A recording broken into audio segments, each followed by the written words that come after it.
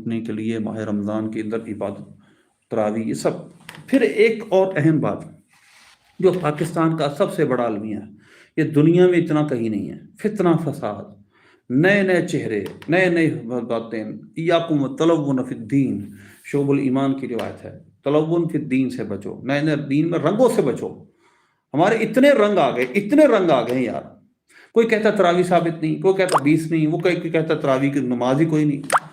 خدا کا خوف کرو یار، کس طرف اس امت کو لے جا رہے ہیں. صحابہ کرام رضوان نے جو کام کیا، آپ اس کو ڈینائی کرتے ہیں. میری پوری ویڈیو موجود ہے، اس پہ میں نے ثابت کیا تراویح کی نماز ہے، 2 ویڈیوز ہیں. لیکن میں یہ کہنا چاہتا ہوں کہ حیرت کی بات یہ ہے کہ کیا ہو کیا رہا. مسلمان جو کام کرتے تھے اس سے بھی نیکی سے دور کر کیا جائے. اور چلو یا مستحبی سے کر تو رہے تھے نا، وہ تو بازاروں میں پھریں گے، وہ تو حرام کام کریں گے بعد جا کر. اس سے بہتر نہیں کہ تراویح پڑھ لیں، کچھ اللہ رسول کو یاد کر لیں، قرآن سن لیں.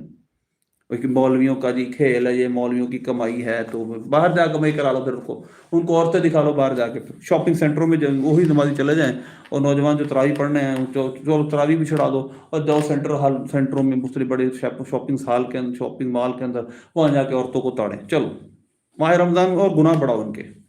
اور کم از کم مسلمانوں کی اکثریت اس کو مانتی ہے، عبادت مانگتی. بے وقوف ہو